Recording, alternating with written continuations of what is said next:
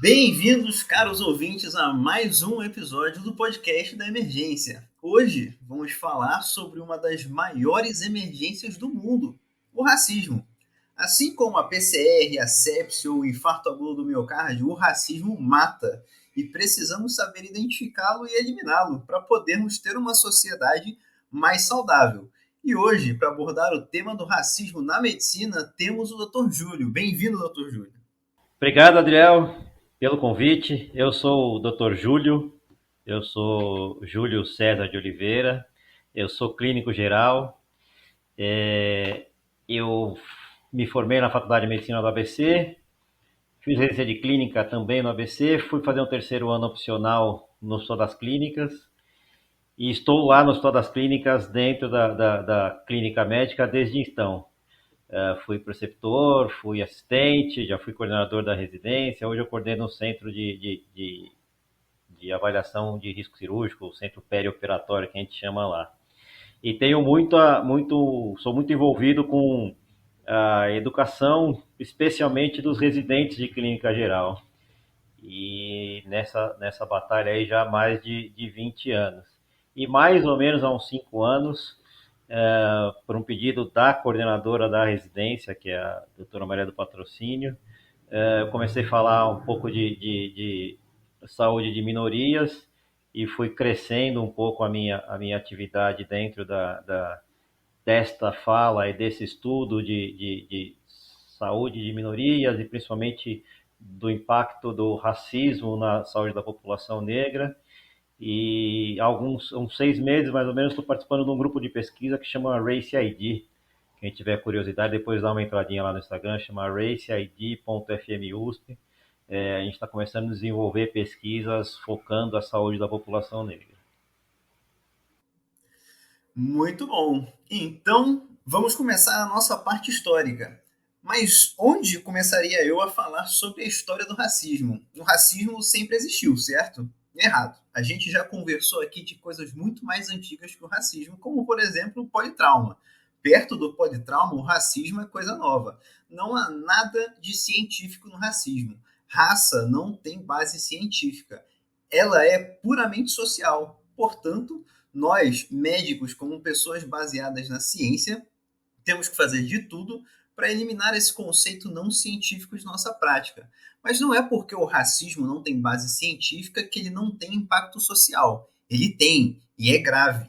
Mas vamos lá, para vocês terem noção, até o contato moderno dos europeus com os asiáticos entre os séculos 17 e 18, eles chamavam os povos da Ásia de brancos como nós. Depois que as relações passaram a ter um caráter imperialista, os europeus adotaram uma postura de supremacia. A primeira cor a qual eles se referiram aos asiáticos foi negro.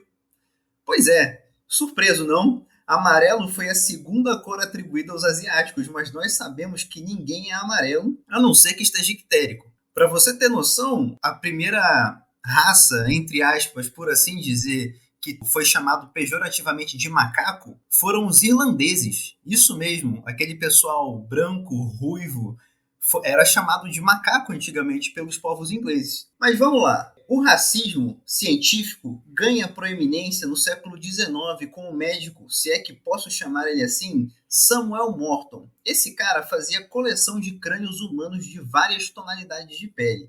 Ele fazia medições de volumes de crânios para definir quem tinha maior capacidade intelectual. Algo que não faz o menor sentido, mas através dessas suas medições ele determinou que existiam 5 raças de ser humano, em uma hierarquia, sendo os mais avançados os brancos, seguido dos mongóis, dos asiáticos do sudeste, dos nativos americanos e, em último lugar, os negros. Esse cara era tão racista que ele fazia parte de um grupo de cristãos que não acreditava na origem humana de Adão e Eva. Para ele e outros racistas, seria impossível que os brancos e os negros tivessem o mesmo ancestral comum, e defendia que existiam 5 ancestrais, representando as 5 raças definidas por ele. Essa mancha de racismo científico que infelizmente está na nossa medicina até hoje foi tão marcante que quando Morton morreu, um de seus colegas fez um discurso no qual agradeceu por colocar o negro no seu devido lugar de inferioridade.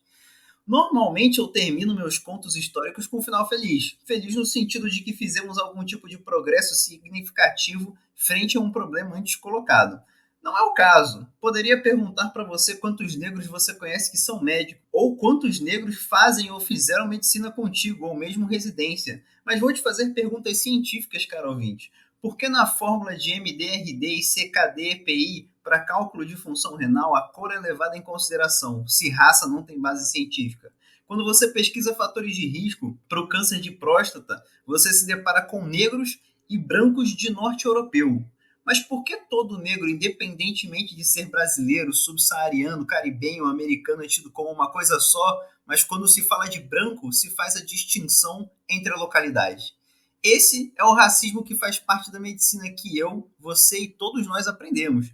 E hoje vamos discutir esse assunto, que é uma emergência, mas que não está só no pronto-socorro. Está no ambulatório, na enfermaria, na UTI e na sala de aula. Bem, vamos lá. Dr. Júlio, durante nossa formação como médicos, temos constantemente algumas referências de médicos brasileiros, por exemplo, Vital Brasil, Adolfo Lutz, Oswaldo Cruz e outros. Mas todos são brancos e muitos, como Vital Brasil, eugenistas. Apesar disso, temos médicos como Juliano Moreira, negro, extremamente influente no seu tempo, que foi, por exemplo, quem trouxe para o Brasil a técnica de punção lombar e análise de líquido cefalorraquidiano para diagnósticos neurológicos, e passamos a graduação inteira sem sequer ouvir seu nome. Daí minha pergunta: a ausência de referências negras na medicina afeta a formação do médico negro? Excelente pergunta, Adriel. Eu acho que essa ausência de referência que você está colocando aí na área da medicina, ela é uma ausência de referências que foi feita em posições de destaque como um todo, não só na medicina. Então, na medicina, eu acho que o Jean Moreira talvez seja o grande expoente disso. Ele teve um papel essencial no estudo da psiquiatria e da neurologia, principalmente para diagnósticos e para novos tratamentos. A gente faz isso, por exemplo, nas artes, a gente faz isso na engenharia. Então, eu tento embranquecer, por exemplo, Machado de Assis, que era um pardo. Eu tento embranquecer, por exemplo, um engenheiro que foi extremamente importante, como André Rebouças. Eu tento tirar a importância de pessoas negras ao longo de todo o período. E isto faz com que, na minha formação, apesar disso não estar tão consciente, eu nunca enxergue o médico negro, o negro, como parte do destaque. Então, eu olhar o médico negro e achar que ele é inteligente o suficiente para estar no papel de destaque, para ser um professor, para ser médico, inclusive, isto afeta a minha formação do ponto de vista que eu olho para essa pessoa, mesmo que ela tenha se formado, mesmo que ela esteja no lugar de destaque, como menor, como alguém que possivelmente não teria a capacidade de estar no lugar que ela está. Isto serve também, quando a gente fala de formação, a gente está falando aí no papel de destaque, de referências, mas em como eu olho para a minha referência de quem é que eu estou cuidando. Então, quem eu estou cuidando, e aí na nossa formação, a gente atende no SUS, e a maior parte dos pacientes do SUS são negros, quem eu estou cuidando também é negro. Então, esta ausência de referência, o quanto aquela pessoa que eu estou cuidando é igual a mim, ou quanto eu enxergo aquela pessoa inferior. E quando eu enxergo ela inferior, o quanto eu deixo de efetivar o melhor cuidado que eu tenho para oferecer para ela. Muito bom, muito bom. Deixa eu fazer uma outra pergunta aqui então, doutor Júlio. Nos vários episódios aqui desse podcast, eu gosto sempre que o entrevistado explique como eu identifico a patologia em questão que nós estamos tratando. Então me ajuda aqui, doutor Júlio. Como eu posso identificar o racismo na minha prática médica? Muito bem. Essa pergunta é importante porque eu vou começar a falar de coisas básicas e passar um pouquinho pela colocação histórica que você fez, mas que, por incrível que pareça, são conhecimentos que não são de domínio público. Quer dizer, A gente vive num país de maioria negra e eu tenho dificuldade de identificar ou de definir o que é raça, o que é negro, o que é preto, o que é pardo. Então, vou começar deste ponto. Então, primeiro, como você disse na sua colocação, a raça é um conceito sócio-histórico e não biológico. Tá?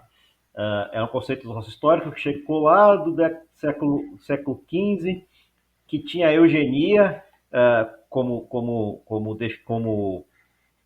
alicerce, e a eugenia quer dizer que eu tenho raças superiores, e aí a raça superior é a raça branca, e raças inferiores, que seriam a raça amarela.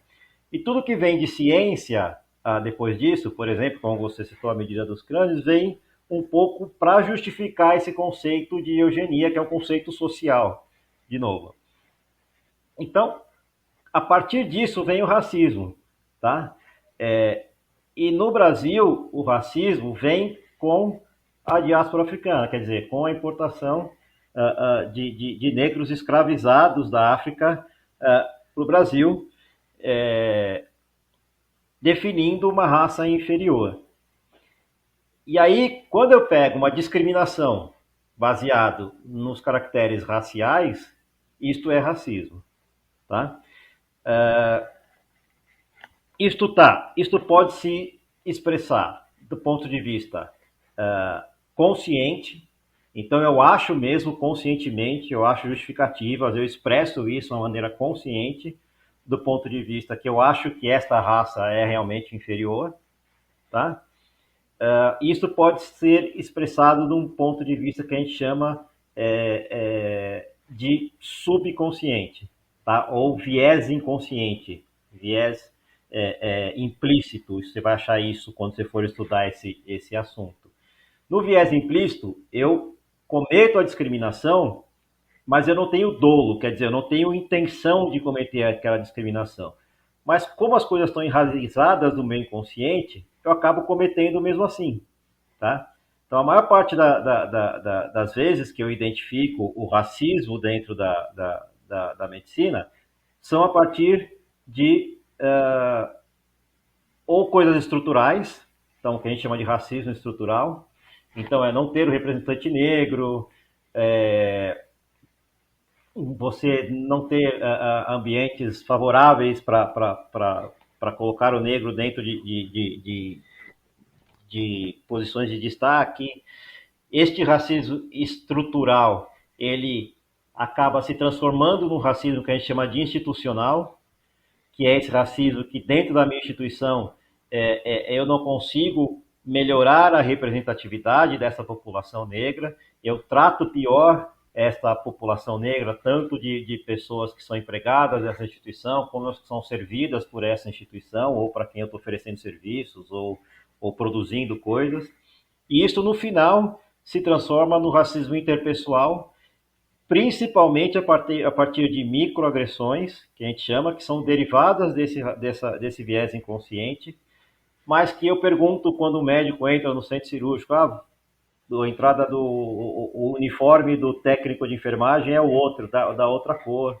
Ou quando eu estou lá chefiando, representando o meu setor numa reunião, estou esperando o doutor Júlio, que é o chefe do serviço. Não, eu sou o chefe do serviço, eu sou o doutor Júlio.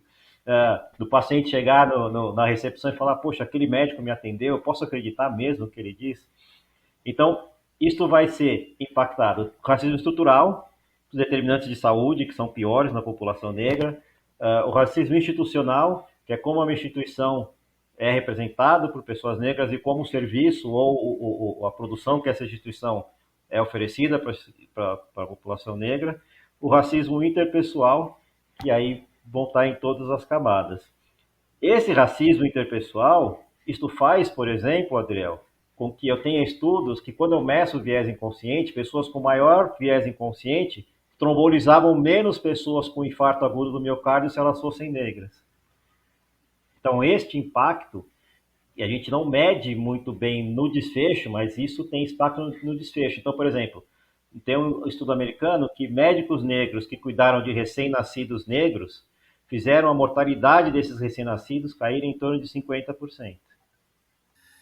É impressionante, né? Eu, nessa pandemia, estava reparando uma coisa que me fez pensar o quanto que é um tipo de racismo sutil, né? E esse racismo se encontra na touca de centro cirúrgico. E aí você pode pensar, nossa, você está viajando, né? Mas eu vou tentar explicar um pouquinho. Na pandemia, a gente acabou precisando usar o tempo inteiro o EPI, né? O tempo todo lá de máscara, com aventalzinho, com face shield ou óculos de proteção e também com a proteção do cabelo, né, que era a toquinha, a touca de centro cirúrgico. E eu fiquei reparando, né, com agora eu tenho um pouco mais de contato com alguns médicos negros e até mesmo enfermeiras, enfermeiros, fisioterapeutas, porque também todos precisavam estar de EPI e a parcela de população negra nessas profissões é um pouco maior. E o negro ele tem características que representam ele diferentes, né? Que seriam, por exemplo, alguns têm cabelos muito maiores, cabelos diferentes daqueles cabelos padrões dos homens brancos que são a maioria dos médicos. Eu comecei a reparar que a touca de centro cirúrgico, que é disponibilizada em basicamente todos os hospitais para você utilizar como EPI, é uma touca que não cabe nos cabelos tipicamente negros.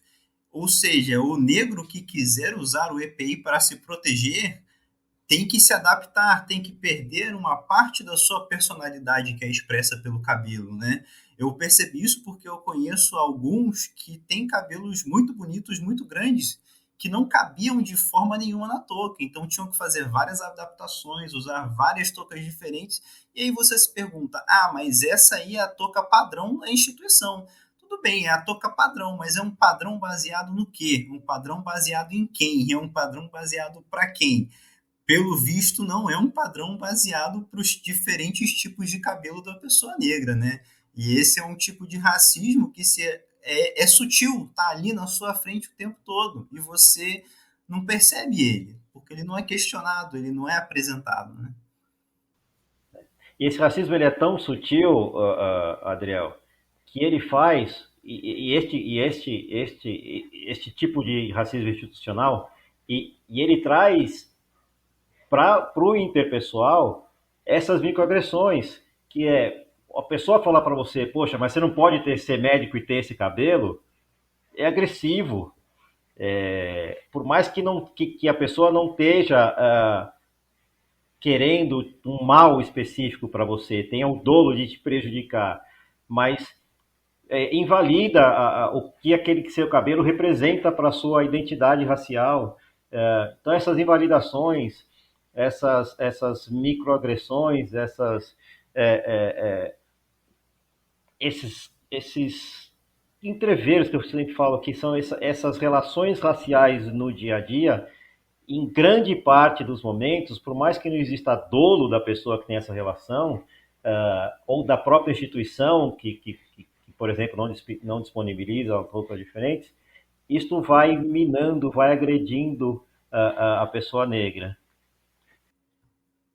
Eu sou uma pessoa que acredito muito no conteúdo das pessoas e não na aparência delas, e eu fico pensando, né? Esse tipo de frase, você não pode ser médico com esse cabelo. Eu não sei aonde que em nenhum algoritmo de PCR, de ACLS, entra o cabelo da pessoa no desfecho do paciente, né? O seu cabelo não é um fator de risco para um pior desfecho de uma PCR, para um pior desfecho de tratamento de sepse, de insuficiência respiratória, nada disso. Então, essa frase para mim não faz sentido. Eu queria dar continuidade aqui com as perguntas, doutor Júlio, para comentar aqui que no ano de 2019 foi lançado um filme brasileiro chamado M8, sobre um jovem negro que entra na faculdade de medicina e durante as aulas de anatomia ele sente um grande desconforto pelo fato de que todos os corpos estudados na anatomia são de pessoas negras.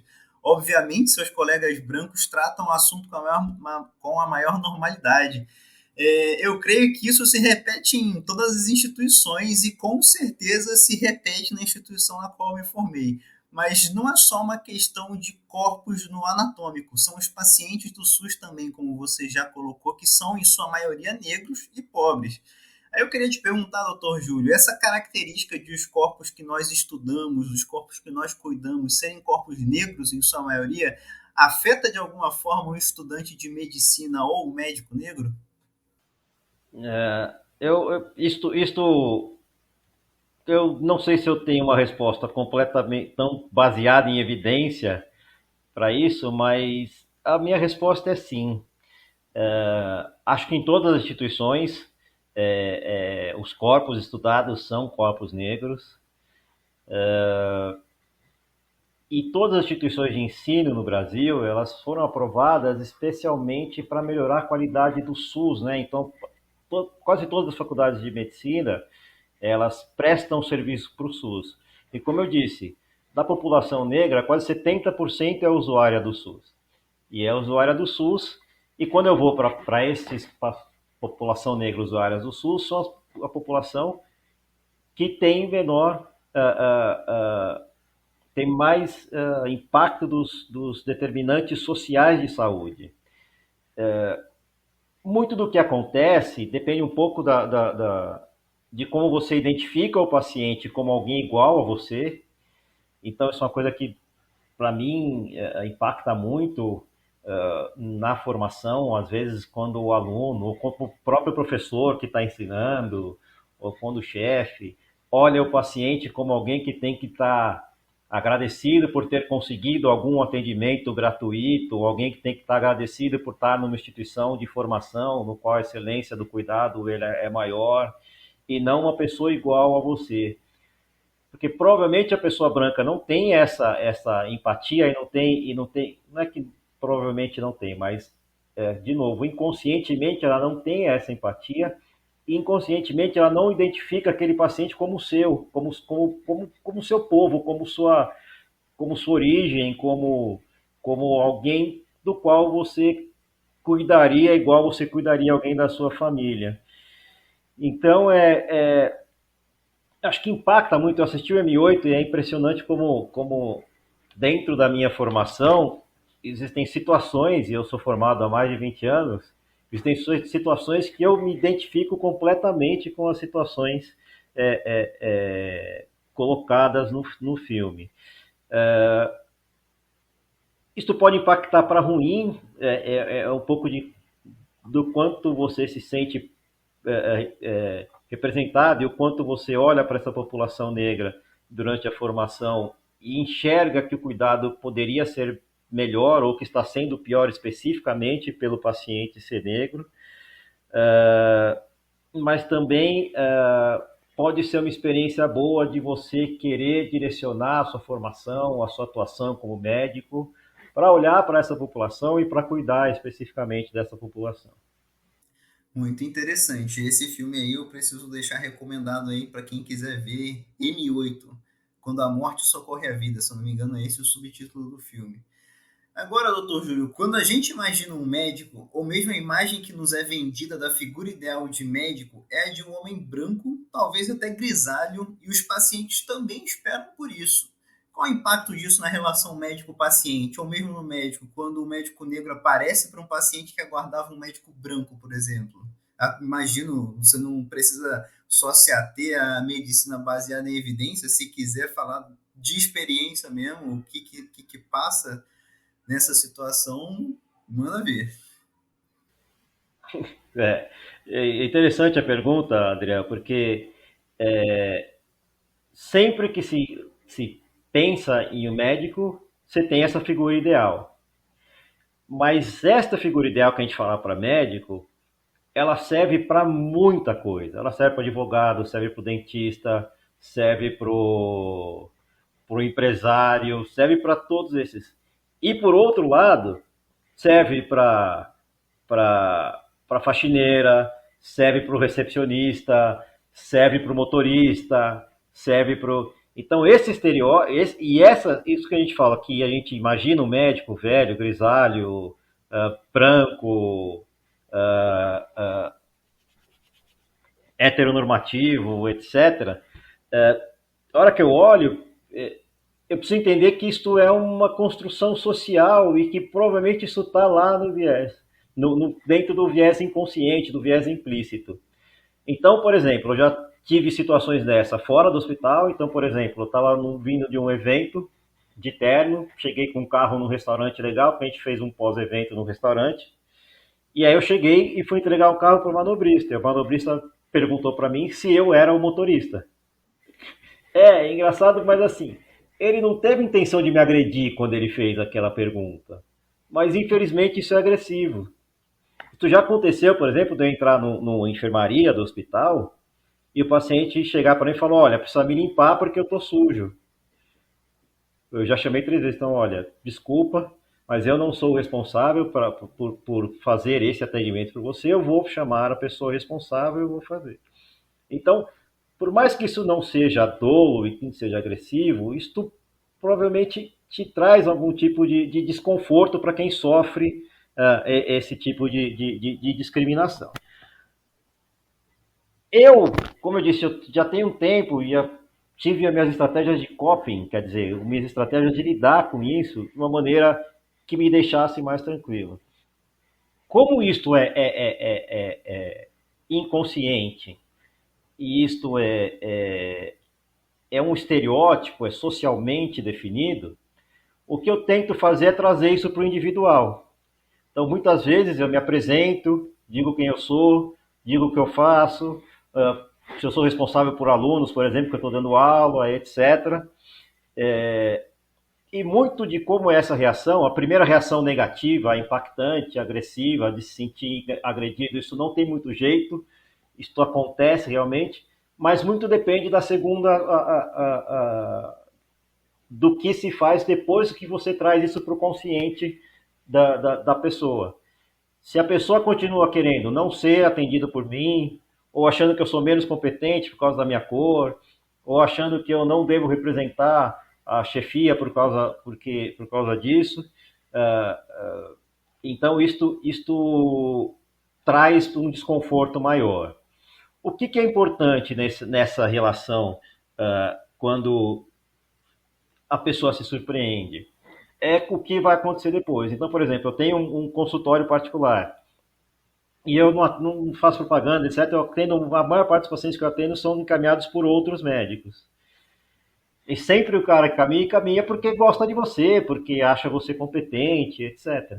E aí, quando chega o paciente no consultório, e eu também não sou uma pessoa tão visível assim, internet, etc. Mas é muito comum o paciente chegar no consultório, mas é você que é o Dr. Júlio? Sou eu que sou o Dr. Júlio. Então, o que acontece depois, para mim, é o que é mais importante. Essa primeira coisa é do dia a dia da pessoa negra do Brasil, esse racismo estrutural faz com que as relações interpessoais sejam cheias de microagressões, mas o que vem depois disso, para mim, é o mais importante. Se eu continuo mantendo esse estereótipo depois da relação que é inconsciente passar a ser consciente, ou se ainda tenho dificuldade de lidar com isso. Então, impacta. Para mim, como eu tenho, sei lá, 20 anos de formado, eu já desenvolvi as minhas estratégias de coping, de adaptação a esse tipo de situação, mas para a pessoa que está recém-formada, ou que está na graduação, etc., isso é extremamente difícil. É uma relação que começa já com o pé esquerdo. Eu imagino que deve ter sido extremamente difícil para o senhor no início, e eu fico imaginando os alunos e os recém-formados que passam por essa situação agora, né? Até porque o recém-formado e o residente já tem muitas dúvidas sobre si inicialmente, né? Porque é assustador, né? Começar a carreira, e aí somado a isso, a insegurança que vem por conta da questão racial junto, nesse contexto, eu imagino que deve ser difícil lidar. E e o quanto isso impacta na relação médico-paciente. Então, por exemplo, a gente está num podcast de emergência. Enquanto o emergencista, que é responsável por um momento crucial no cuidado do paciente, o quanto ele pode ser questionado depois se ele fez tomou uma atitude terapêutica e deu certo ou deu errado. E a gente vive uma profissão que é uma profissão mais de meios do que de fins, né? Então, muito mais. Muitas vezes a gente faz a coisa certa e o paciente não evolui bem, e às vezes a gente faz a coisa errada e o paciente evolui bem. Então, é uma profissão mais de meios. Então, mesmo se fazendo tudo certinho, o quanto, se o paciente não evolui bem, o quanto este impacto desta primeira relação ruim baseado na raça, o quanto isso traz impactos depois na relação médico-paciente, na confiança à instituição, etc. Aí vai. Fica lá aquele pensamento racista bem no fundo do inconsciente, né? Pensando, se fosse um médico branco, talvez os resultados fossem diferentes, né? Querendo colocar o negro como uma pessoa inferior que não tomou as condutas corretas, apesar de que na medicina, especialmente na emergência, a gente sabe que independente de você tomar todas as condutas corretas, o desfecho pode ser ruim mesmo assim, né? Então, talvez a gente tenha, né, um futuro promissor, espero que sim, né, porque a gente pode pensar na questão da mulher, né, que a mulher também era proibida de fazer medicina, né, e a gente ainda vê, acredito que eu vi muito menos do que o senhor deve ter visto, mas muito preconceito em relação à mulher, né? Se fosse um homem médico tomando as decisões, talvez o desfecho tivesse sido melhor, né? Colocando dúvidas sobre a capacidade da mulher de ser médica, do mesmo jeito que coloca dúvidas sobre a capacidade do negro de ser, de uma forma totalmente infundada, né? Hoje em dia, a relação da mulher ser médica já é algo muito bem mais visto, né, do que considerando algumas décadas atrás. É. Hoje em dia, formandos de medicina no Brasil, eles são em sua maior parte mulheres, né? Então, isso é uma coisa interessante que dá um pouquinho a visão de como as coisas podem sim mudar. Mas essa coisa de minorias, lembrar que minorias não necessariamente é uma minoria numérica, então negros são a maior parte no Brasil, mulheres são a maior parte no Brasil, numericamente, mas eles são subrepresentados. Então, quando eles são subrepresentados, eu coloco como minorias. E essas pautas de minorias, além de gênero, raça, pensando também em orientação sexual, etc., elas têm uma, uma transdisciplinaridade muito importante. Elas vêm muito juntas. Então, é importante que a gente pensa numa pauta, é sempre importante lembrar que as mesmas coisas que a gente discute e fala para uma pauta, isso serve para as outras pautas quando a gente fala de minorias. Doutor Júlio, aproveitando então isso, você acha que a discussão sobre racismo no ambiente da medicina vem evoluindo nos últimos anos? As instituições médicas, de alguma forma, têm dado suporte para essa discussão? Poxa, Adriel, eu não sou um conhecedor de como isso é feito em todas as instituições.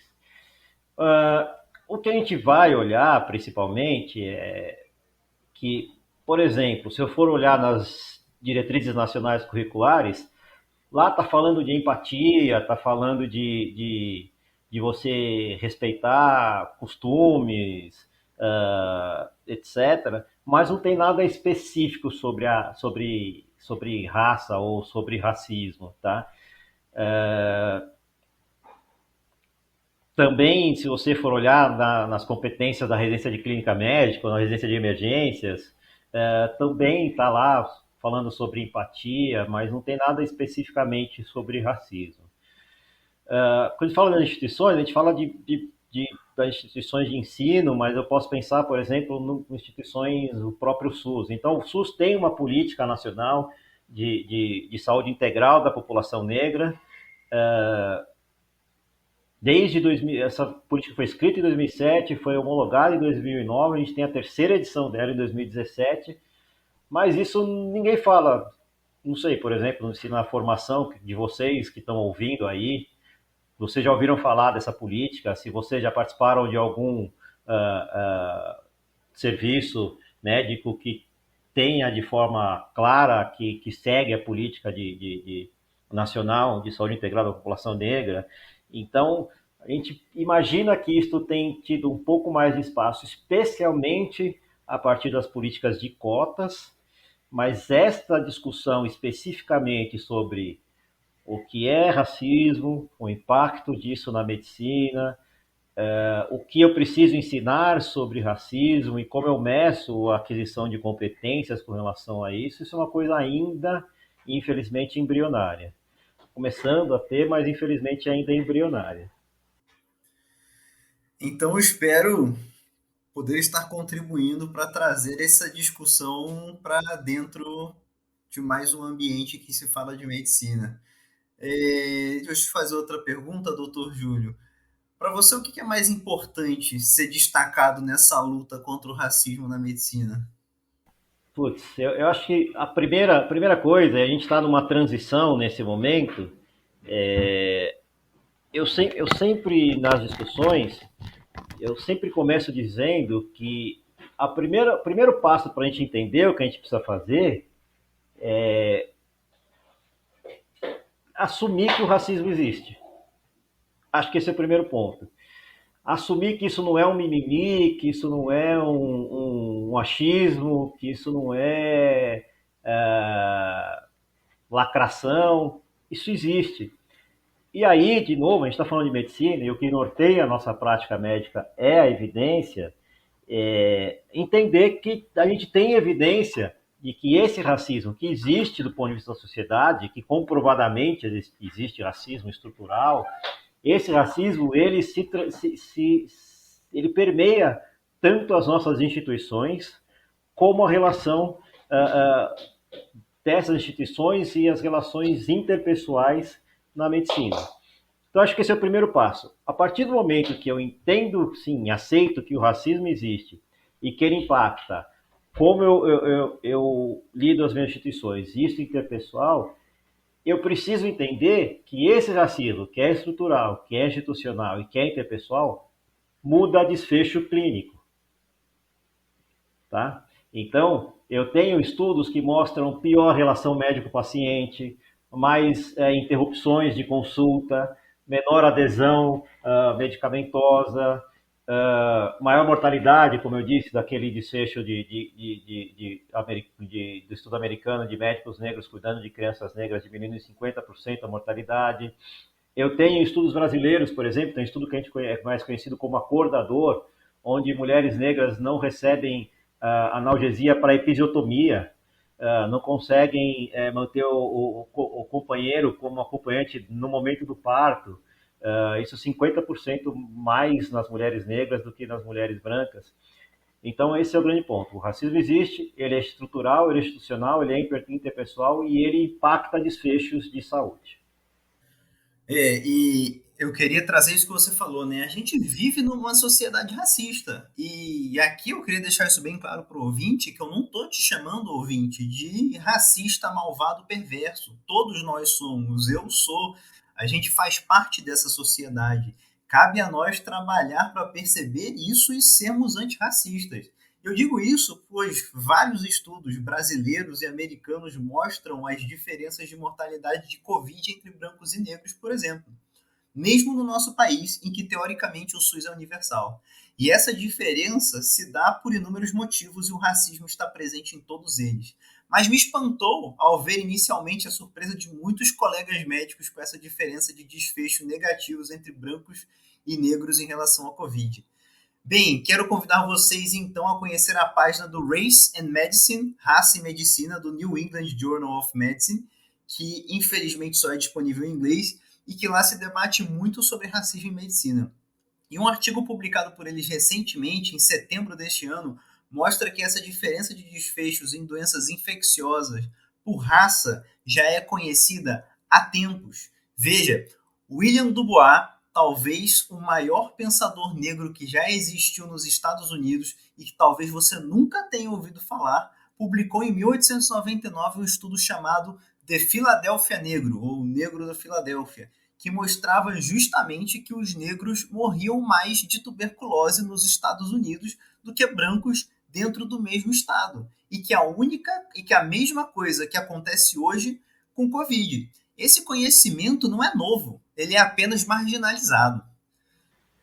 Bom, Adriel, isso você está falando de dados americanos que eu acho que são importantes e é engraçado que isso é do final ainda do século XIX. A gente está no século XXI e as coisas continuam iguais. Tem uma publicação da ONU que chama Vidas Negras, que é uma população que faz uma análise de doenças no Brasil. E as coisas continuam iguais. Então, eles veem, por exemplo, sífilis congênita é maior em negros, tuberculose é maior em negros, mortes violentas, uh, uh, mal de Hansen, então hanseníase, tudo isso mais prevalente e com uma pior mortalidade na população negra também no Brasil. E o ponto é que, se eu não olhar, como eu disse, que a raça ela está nas instituições, no interpessoal, e que isso impacta na saúde, eu vou tratar a doença e não vou tratar o racismo, que talvez essa seja a diferença. Então, eu preciso começar a estudar melhor o quanto a raça e o racismo impactam nesses desfechos, para a gente tratar exatamente a fisiopatologia. Se a fisiopatologia estiver no racismo, eu preciso tratar o racismo. Eu acho que a próxima pergunta que eu vou te fazer talvez seja uma pergunta difícil de ser respondida, mas quando a gente fala de tratamento de doença, nós temos diversas terapêuticas à nossa disposição, né? Medicamentos, cirurgias, curativos, entre outros. E para tratar o racismo, doutor Júlio, erradicá-lo, por assim dizer, o que a gente tem de método que está se mostrando promissor para tratar o racismo? Essa é uma excelente pergunta, excelente pergunta. O primeiro ponto é que, assim, quando a gente precisa tratar o racismo na medicina, eu preciso entender a fisiopatologia. Então, a gente pensa primeiro no racismo estrutural. E a gente tem coisas andando nesse nível, engatinhando menos do que a gente precisava, mas ainda assim, por exemplo, políticas de cotas, políticas afirmativas, políticas sociais, isso tende a melhorar um pouco do nosso racismo estrutural. Então, quando a gente pega formandos em medicina, vem aumentando a porcentagem de pretos e pardos, apesar de ainda estar infinitamente longe da representação disso na sociedade. Mas isso vem aumentando gradativamente. A gente precisa olhar, a política de cotas vai ser revista agora em 2012, se eu não me engano. A gente precisa olhar o quanto isso está suficiente, qual a projeção para frente, mas isso, por exemplo, é uma coisa que ajuda a gente a pensar no racismo estrutural. Com relação às instituições, a gente tem, por exemplos de instituições que têm políticas afirmativas. Eu vou citar o exemplo da Magazine Luiza, por exemplo, que tinha um trainee específico para negros e que foi extremamente criticado. A gente tem hospitais em São Paulo, por exemplo, que tem, dentro da sua política de diversidade, intenção, e alguns programas já correndo, de aumentar a contratação de líderes negros especificamente. Então a gente tem as instituições já pensando um pouco nisso. No SUS a gente tem a política nacional de saúde integral, mas depende um pouco das instituições, é um pouco estrutural, porque o governo tirou um pouco do financiamento disso, mas depende um pouco das instituições de conhecer e de implementar isso. Mas, de verdade, o que muda isso é a educação, tá? A gente tem uma medida, e a educação ela é uma medida que muda a pessoa especificamente, e depois a pessoa vai mudar a instituição e depois a estrutura. Quando a gente fala de educação, e a gente fala muito do viés implícito, eu consigo associar em alguns estudos, a partir de estratégias educacionais, uma diminuição do viés implícito e associar essa diminuição do viés implícito à melhora nos desfechos clínicos e principalmente de melhora em desfechos de treinamento. Então, quando a gente pensa em viés, como é que eu sei o quanto eu tenho de viés implícito? Existe um projeto que chama Implicit Project, que é feito por algumas universidades americanas, que eles têm um teste de viés implícito. E eu sugiro que vocês entrem lá na página, se vocês colocarem, dá um Google aí e colocarem viés implícito Harvard, vai aparecer lá a página do viés implícito. Eu acho que vale a pena fazer o viés implícito, isso já é educacional o suficiente para você entender qual o seu viés e como a gente deveria lidar com ele. Como você disse na sua fala anterior, eu fiz o teste e dei o viés implícito, eu sou um racista. Não. Lembra que muito disso está dentro do seu subconsciente, do seu inconsciente. O legal de fazer o teste é você tentar trazer isso para o seu consciente e tentar trazer isso para a sua prática, para a sua relação interpessoal do dia a dia. Mas a estratégia, você fala, promissora é educacional. Quanto mais a gente tiver espaços educacionais, falando de raça e do seu impacto na saúde, é isso que a gente vai conseguir melhorar os desfechos. Eu acredito que uma das maiores armas que a gente tem nesse combate é dar visibilidade, né? Não adianta nada as pessoas ficarem falando que racismo existe e fica por isso mesmo, né? Tem que dar visibilidade para o debate, fazer ele ser discutido, até para pensar em novas estratégias. É como qualquer doença. Você não consegue tratar uma doença se você ignora a existência dela, se você não dá visibilidade para ela. E aí você só vai arrastando o problema e atrasando uma potencial cura, né? Eu, pelo menos, acredito nisso. Para finalizar, eu quero trazer aqui uma reflexão para o nosso ouvinte. Eu queria saber, ouvinte, se você conhece a história de Joseph Lister. Joseph Lister, um médico inglês do século XIX que revolucionou a medicina ao construir a teoria da asepsia e da antisepsia, e que hoje nós temos como lei e que salvou milhões de vidas. Lister provou, sem antibiótico, sem conhecimento de fungos e bactérias que temos hoje, apenas com conhecimento básico de microbiologia, que os médicos deveriam lavar as mãos, lavar os aparelhos cirúrgicos, lavar as superfícies e lavar basicamente tudo para poder realizar operações cirúrgicas.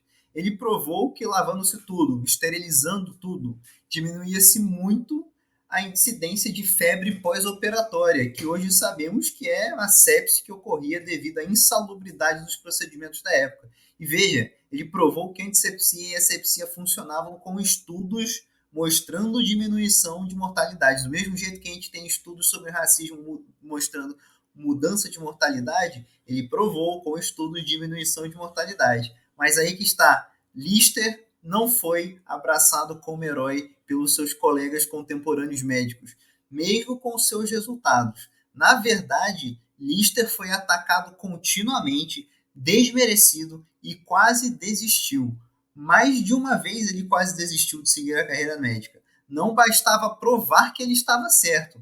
Fazia parte da cultura médica ser suja, ser anti-antisepsia, ser anti-asepsia. Afinal, o que Lister estava propondo era justamente uma mudança de cultura. Os artigos atacando Lister eram publicados no Lancet, não eram publicados em qualquer jornalzinho de esquina, era no Lancet.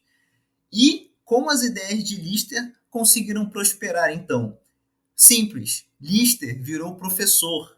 Lister dava aulas com suas teorias. Lister ensinou toda uma nova geração de médicos e ao passo que as gerações mais velhas de médicos davam lugar às mais novas, a cultura médica ia abraçando cada vez mais Lister. Essa luta dele demorou mais de 30 anos, mas valeu a pena, porque ele estava certo.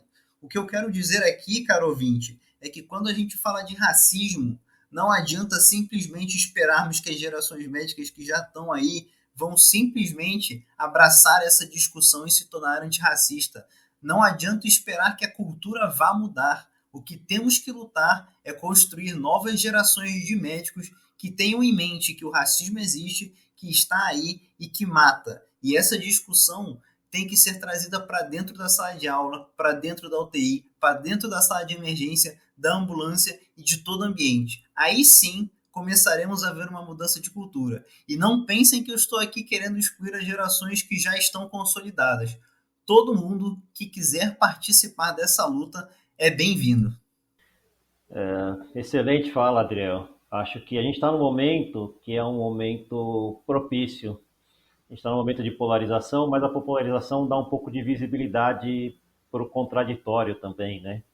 Então a gente está num momento propício, num momento de aceitação, tanto nacional quanto internacional, sobre estudos e falas sobre o racismo. Então a publicação do New England um grande exemplo disso. Então, revistas internacionais renomadas estão aceitando esse tipo de assunto para publicação. Os recortes raciais das pesquisas estão sendo olhados com mais carinho.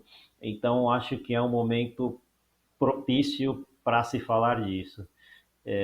Por isso que eu acho que o primeiro passo é reconhecer que o racismo está aí, que ele está impactando tudo e que os desfechos são piores. Isto vai demorar um pouquinho ainda. Você estava citando o Lister, que é uma história bonita, mas que também foi difícil, que durou 30 anos. Eu de verdade espero estar ainda vivo daqui a 30 anos para ver o resultado do que a gente está tentando fazer agora. Então, temos que seguir nessa luta. Acredito nisso do que a gente está fazendo e acredito que isso, como dar antibiótico, dar antihipertensivo,